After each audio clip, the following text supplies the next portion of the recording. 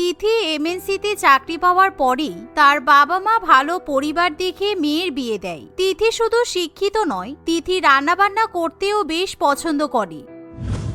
তাই বিয়ের পরের দিনই সকাল সকাল ঘুম থেকে উঠে তিথি সবার জন্য ব্রেকফাস্ট বানায়। কিন্তু ওদিকে বেলা 9টা বেজে গেলেও রক্তিম কিছুতেই অফিসে যাওয়ার জন্য ঘুম থেকে উঠতে চায় না, যা দেখে তিথি রক্তিমকে ডাকতে আসে।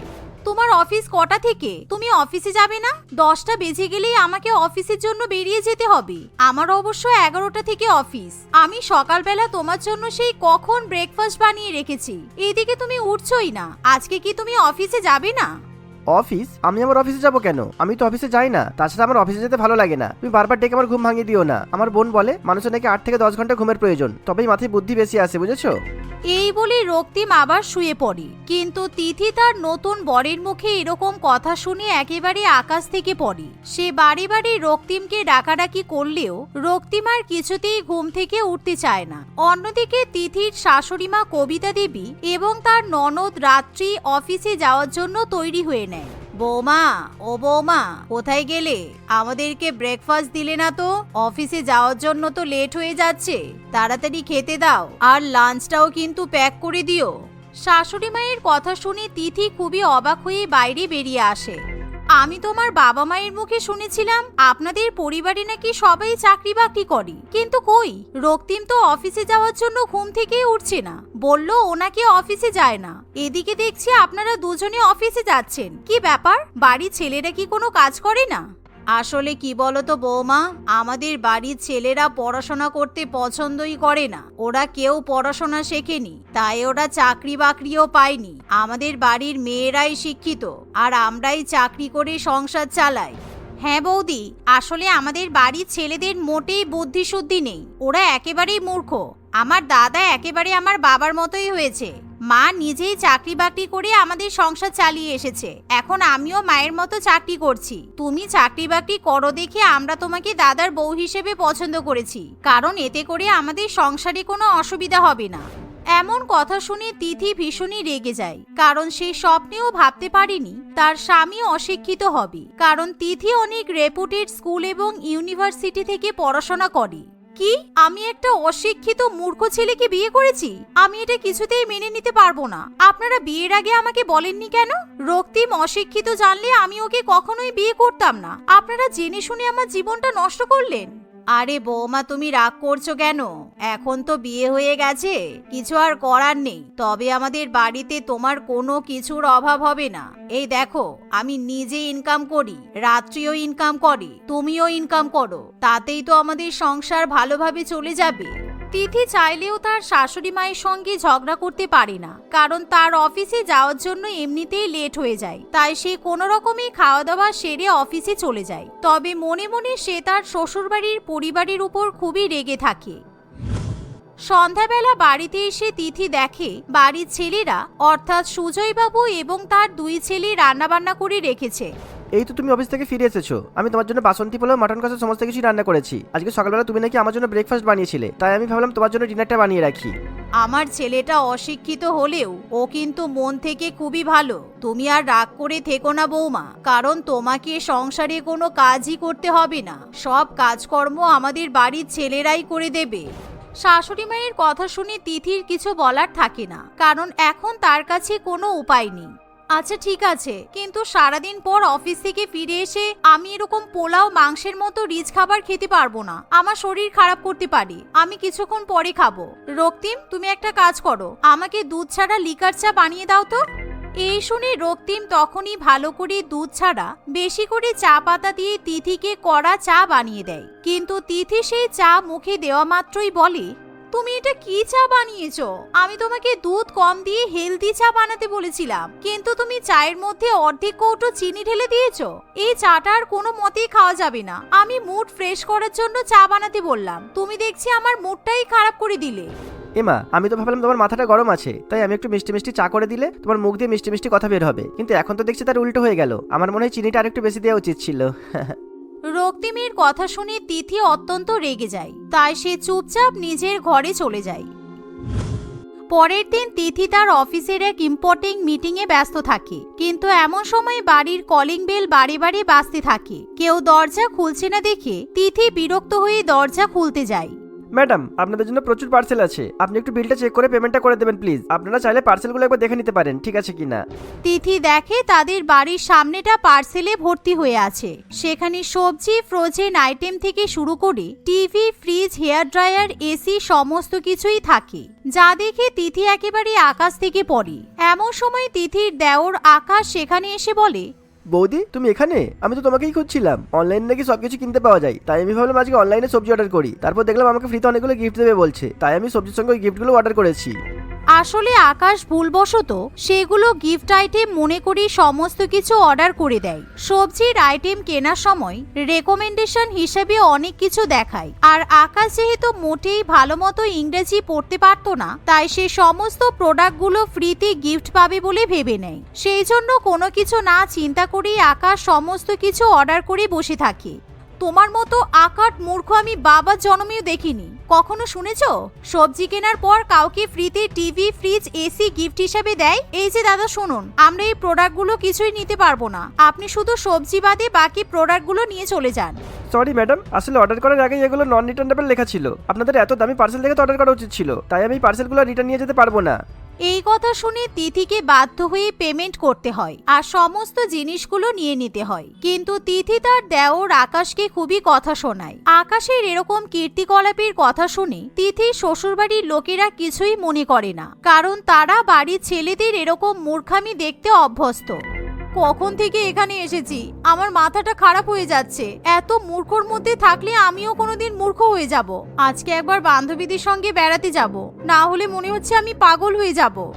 এই বলে তিথি ভালো জামা কাপড় পরে রেডি হয়ে বেরোতে যাবে, এমন সময় সে তার শ্বশুর মশাইকে উল্টো হয়ে যোগাসন করতে দেখে, যা দেখে তিথি ভয় পেয়ে যায়, কারণ এরকম অবস্থায় যোগাসন করতে গিয়ে সুজয় বাবুর ঘাড় মটকে যেতে পারে। সেদিকে তার কোনো খেয়াল থাকে না।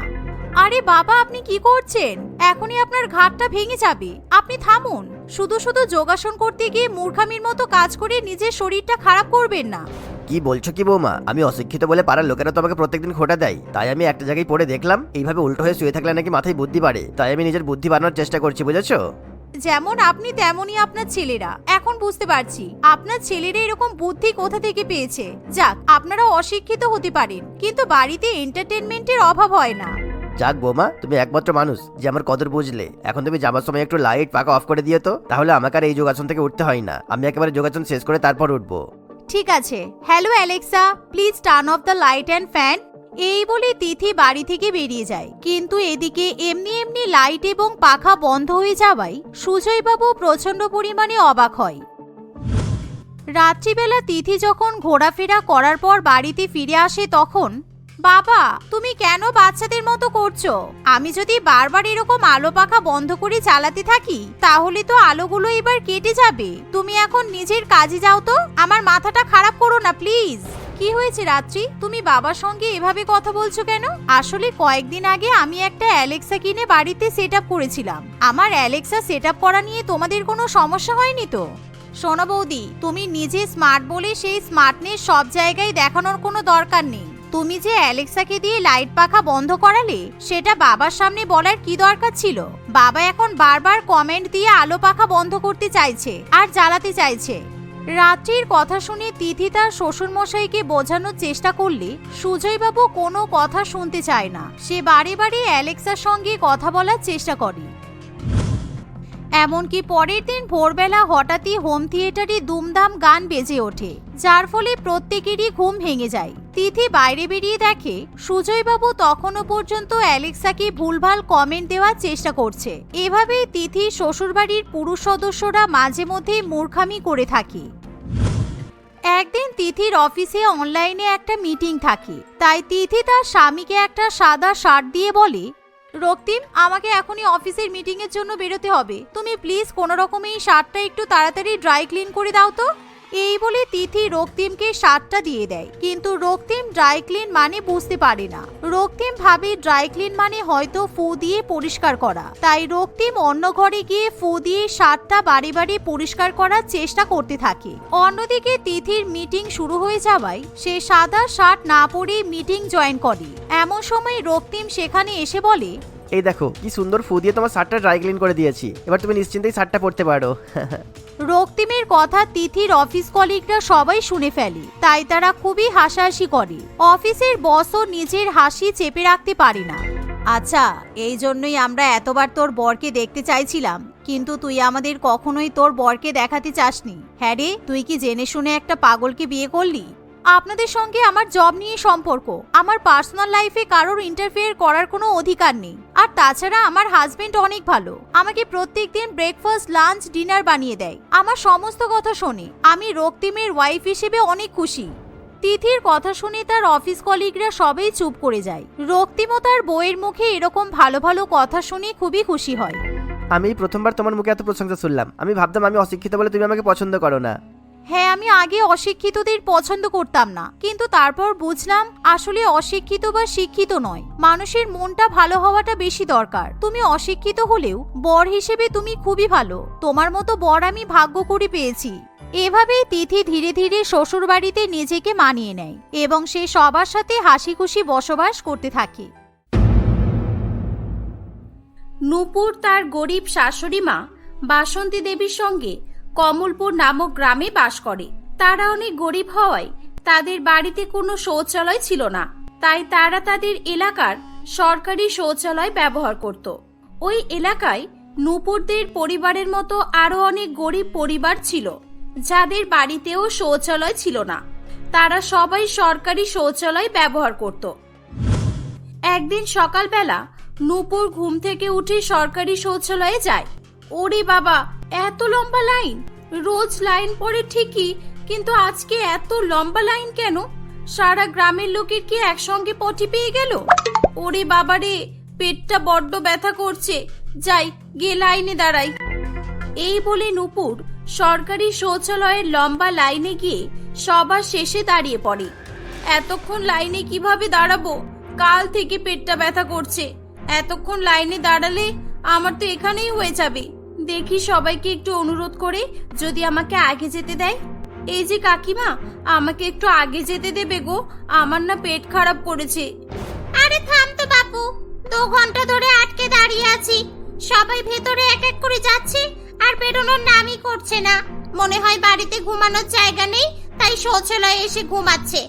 আমার খুব জোরে পেয়েছে, আমি তোকে আগে যেতে দিতে পারবো না। এই যে দাদা, আমাকে একটু লাইনে আগে দাঁড়াতে দেওয়া যাবে? আসলে আমার শরীরটা খুব খারাপ। ভোর 3টা থেকে লাইনে দাঁড়িয়ে আছি, আর এখন তোমাকে আগে যেতে দেব? আমার পিছনে আরো 5 জনের লাইন আছে, আর তাছাড়া আমার বউ ছেলে মেয়েদেরও লাইন আছে। অন্যান্য ক্ষেত্রে না হয় ছাড়া যায়, এক্ষেত্রে লাইন ছাড়া যাবে না, কারণ তোমার যেরকম আটকে রাখতে কষ্ট হচ্ছে আমারও সেরকমই কষ্ট হচ্ছে। এই কে ভিতরে আছো, তাড়াতাড়ি করো। নূপুর এক এক করে সবাইকে অনুরোধ করতে থাকে, কিন্তু কেউ তাকে লাইনের মধ্যে ঢুকতে দেয় না। কিছুক্ষণ পর নূপুর অনুভব করে যে কি ব্যাপার, হঠাৎ আমার পেট ব্যথা কমে গেল যে। যাক, আটকে গেছে, উপরওয়ালা আমার উপর দয়া করেছে, না হলে এই লম্বা লাইনে দাঁড়াতে গিয়ে আমার যে কি অবস্থা হতো। যাই বাড়ি যাই, এখানে দাঁড়িয়ে বেকার লাভ নেই। এই যে কাকিমা, তোমার পরে আমার লাইন আছে, ঠিক আছে? এই লাইন শেষ হতে এখন ঘন্টা 4 লাগবে, আমি ততক্ষণে চলে আসব। এই বলে নূপুর বাড়িতে চলে আসে। বাড়িতে এসে সে তার শাশুড়ি মাকে বলে, মা, এইসব কতদিন চলবে? আমাকে রোজ পেট হালকা করার জন্য সরকারি শৌচালয়ে লম্বা লাইনে দাঁড়াতে হয়। হ্যাঁ, তাতে কি হয়েছে? তুমি কি মহারানী নাকি যে তোমার জন্য আলাদা করে বাথরুম তৈরি করতে হবে?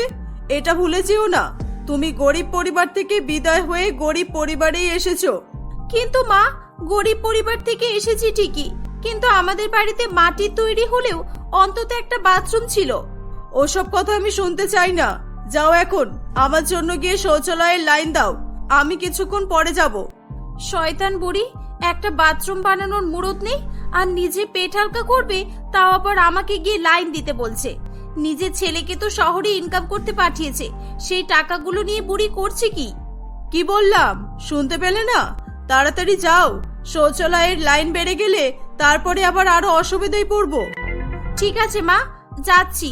আজকে আমি আপনার হয়ে লাইন দিচ্ছি, কিন্তু অন্যদিন আপনি কিন্তু আমার হয়ে লাইন দেবেন। এখন ক ঘন্টা লাইনে থাকতে হবে তার কোনো ঠিক নেই। এই বলে নূপুর আবার শৌচালয়ের সামনে গিয়ে লাইনে দাঁড়ায়। সরকারি শৌচালয়ের পাশেই একটি বড় 5 তলা বিল্ডিং ছিল। বিল্ডিং এর দিকে তাকিয়ে নূপুর মনে মনে ভাবে, বাহ, এটা তো বিশাল বড় বাড়ি। এই বাড়িতে যারা থাকে তাদের কত সুবিধা। যখনই তাদের পটি পায় খুব সহজে তাড়াতাড়ি করে এসে লাইন দিতে পারে, আর আমাদের 2 কিলোমিটার রাস্তা হেঁটে শৌচালয়ে আসতে হয়। নূপুর লাইনে দাঁড়িয়েছিল, তখন সে হঠাৎ করে তার ছোটবেলার বন্ধু টিয়াকে দেখতে পায়। তারা দুজনেই একে অপরকে দেখে অবাক হয়ে যায়। এই টিয়া, তুই এখানে কি করছিস? কতদিন পর তোকে দেখলাম। তুই তো ক্লাস 10 পর থেকে একেবারে উধাও হয়ে গেলি। আরে নূপুর, আর বলিস না, মাধ্যমিক দেওয়ার পর অনেক ভালো একটা বড়লোক ঘর থেকে আমার জন্য সম্বন্ধ এসেছিল। তাই আমার বাবা মা আমার বিয়ে দিয়ে দিয়েছিল। আমাদের কি কপাল বলতো, একই গ্রামে বিয়ে হলো। তাহলে চল আমাদের বাড়ি চল। নূপুর তার শাশুড়ি মায়ের জন্য শৌচালয়ের লাইন ছেড়ে তার বন্ধু টিয়ার সঙ্গে যেতে শুরু করে। টিয়া তাকে শৌচালয়ের পাশেই 5 তলা বাড়িতে নিয়ে যায়। টিয়া, এই বিশাল বড় বাড়িটা তোর শ্বশুর বাড়ি? আমি একটু আগেই তোদের বাড়িটার দিকে তাকিয়ে ভাবছিলাম যে এই বাড়িতে যারা থাকে তাদের কত সুবিধা। পাশেই শৌচালয় আছে, যখনই পটি পাবে দৌড়ে গিয়ে লাইন দিতে পারবে। আর আমার শ্বশুর বাড়ি তো কত দূরে।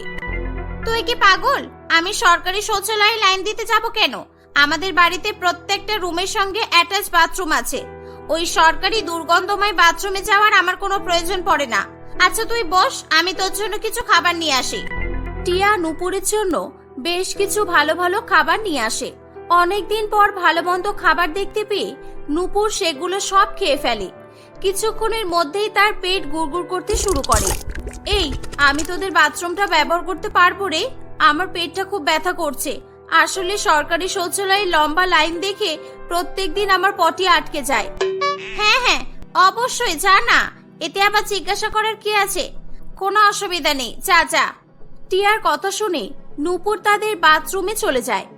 বড় লোকেদের ওয়েস্টার্ন বাথরুম দেখে নূপুর অবাক হয়ে যায়। তাদের বাথরুমটা খুবই পরিষ্কার পরিচ্ছন্ন এবং সুগন্ধময় ছিল। অনেকদিন পর নূপুর শান্তি করে পেট হালকা করে। যাক বাবা, এখানে পেট হালকা করে শান্তি পেলাম। সরকারি শৌচালয় হলে এতক্ষণ দরজা ঠোকার আওয়াজ হতো শুধু ধুমধাম। নূপুর কিছুক্ষণ তার বন্ধুর সঙ্গে গল্প করে বাড়িতে ফিরে আসে। বাড়িতে এলে তার শাশুড়ি মা তাকে খুব বকাবকি করে। তুমি কোথায় চলে গিয়েছিলে? হ্যাঁ, আমি তোমাকে কি বলেছিলাম? শৌচালয়ের লাইন দিতে বলেছিলাম তো। আজকে তোমার জন্য আমি পেট হালকা করতে পারলাম না। আরে মা, জানেন আমি কোথায় গিয়েছিলাম? আমার না ছোটবেলার বন্ধুর সঙ্গে দেখা হয়েছিল। ওই সরকারি শৌচালয়ের পাশে যে বড় 5 তলা বিল্ডিংটা আছে না, ওই বাড়িতে টিয়ার বিয়ে হয়েছে। ওরা বিশাল বড় লোক। ওদের বাড়িতে যতগুলো রুম আছে প্রত্যেকটা রুমে একটা করে বাথরুম আছে। আমি তো ওদের বাথরুম থেকে শান্তি করে পেট হালকা করে এলাম। ও, নিজে শান্তি করে পেট হালকা করে এলে, আর এদিকে বুড়ি শাশুড়ি মায়ের কথা ভুলে গেলে। যাক শোনো, তুমি যখন ভুল করেছো তখন তোমাকে শাস্তি পেতেই হবে। কালকে তোমার ওই বড়লোক বন্ধুর বাথরুমে আমাকে নিয়ে যেতে হবে।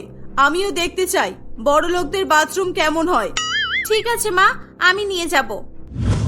পরের দিন ভোর 5টার সময় বাসন্তী দেবীর খুব জোরে পটি পায়। সে তার বৌমাকে ডেকে বলে, বৌমা, ও বৌমা, শিগগিরই ওঠো, আমার খুব জোরে পটি পেয়েছে। তুমি কালকে বলেছিলে না তোমার ওই বড়লোক বন্ধুর বাথরুমে আমাকে নিয়ে যাবে? চলো চলো। হ্যাঁ হ্যাঁ হ্যাঁ, ঠিক আছে, চলুন চলুন। নূপুর তার শাশুড়ি মাকে টিয়াদের বাড়িতে নিয়ে আসে, কিন্তু তারা দেখে যে তখনও পর্যন্ত টিয়াদের বাড়িতে ঘুম থেকে কেউ ওঠেনি। মা, এরা তো ঘুম থেকে এখনো কেউ ওঠেনি। এবার কি হবে? কি হবে মানে? তোমার বন্ধুকে ডাকো। এই তো বাড়ির কলিং বেল বাজাও। সরকারি শৌচালয়ের সামনে দেখলে তো কত লম্বা লাইন পড়েছে। আর একটু আমি অপেক্ষা করতে পারবো না। কাল থেকে আমি পেট চেপে রেখেছি। নূপুর বারে বারে কলিং বেল বাজালে টিয়ার শাশুড়ি মা বিরক্ত হয়ে দরজা খোলে। এত ভোরবেলা আবার কে এলো? এ কি, তোমরা কারা? কি চাই তোমাদের? আমি টিয়ার বন্ধু। আমার শাশুড়ি মা আপনাদের বাথরুম। না না, মানে আমি টিয়ার সঙ্গে দেখা করতে এসেছি। এত ভোরবেলা আবার কেউ কারোর বাড়িতে আসে নাকি? কেমন দরকার পড়লো তোমাদের? যাই হোক, ওই যে ওইটা টিয়ার রুম, যা ওকে ডেকে দেখো ওঠে কিনা। নূপুর টিয়াকে ঘুম থেকে ডেকে তোলে। নূপুর তার বন্ধুর সঙ্গে কথা বলতে থাকে। সেই সুযোগে বাসন্তী দেবী তাদের বাথরুমে চলে যায়। বড়লোকেদের বাথরুম দেখে নূপুরের মতো তার শাশুড়ি মাও ভীষণভাবে অবাক হয়েছিল। কিন্তু কিছুক্ষণ পরেই বাসন্তী দেবী বাথরুম থেকে বেরিয়ে আসে। বৌমা, এদের কেমন বাথরুম গো? আমি কিভাবে বসবো বুঝতে পারছি না যে। চলো না, তুমি একটু দেখিয়ে দেবে। এটা তো সরকারি বাথরুমের থেকে আলাদা। কিভাবে বসবেন বুঝতে পারছেন না মানে? আসলে টিয়া, আমার শাশুড়ি মা ওয়েস্টার্ন কমোড বাথরুম কখনো ব্যবহার করেনি, তাই হয়তো বুঝতে পারছে না। দাঁড়া, আমি একটু দেখিয়ে দিয়ে আসি। নূপুর তার শাশুড়ি মাকে বাথরুমে নিয়ে যায়। বড় লোকেদের বাথরুম ব্যবহার করে বাসন্তী দেবীর খুব ভালো লেগেছিল। সেদিনের পর থেকে সে প্রত্যেকদিন নূপুরকে টিয়াদের বাড়িতে নিয়ে যেতে বলতো। বাসন্তী দেবী এভাবেই প্রায় 1 সপ্তাহের বেশি টিয়াদের বাথরুম ব্যবহার করতে থাকে।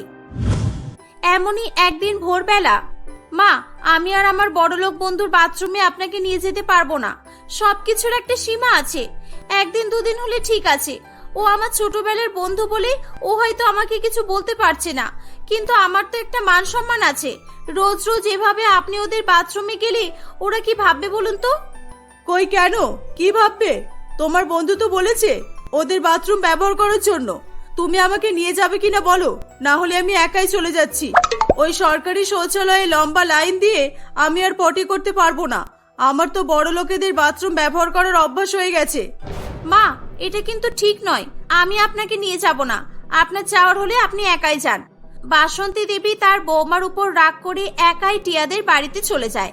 বাথরুম থেকে বেরিয়ে আসার সময় সে টিয়াকে তার শাশুড়ি মায়ের সঙ্গে কথা বলতে দেখে। বৌমা, তোমার বন্ধুর শাশুড়ি মাটা তো বড্ড নির্লজ্জ। প্রত্যেকদিন আমাদের বাথরুম ব্যবহার করতে চলে আসছে। সকাল নেই, সন্ধে নেই, দুপুর নেই। গরিব হয়ে জন্মেছে, বাথরুম তৈরি করার মুরত নেই, অথচ বড়লোকদের বাথরুম ব্যবহার করার শখ কম না। কি আর বলবো মা, আমার তো মনে হচ্ছে নূপুরের খারাপ লেগেছে, তাই জন্য নূপুর আজকে আসেনি। কিন্তু আজকে ওর শাশুড়ি মা একাই চলে এসেছে।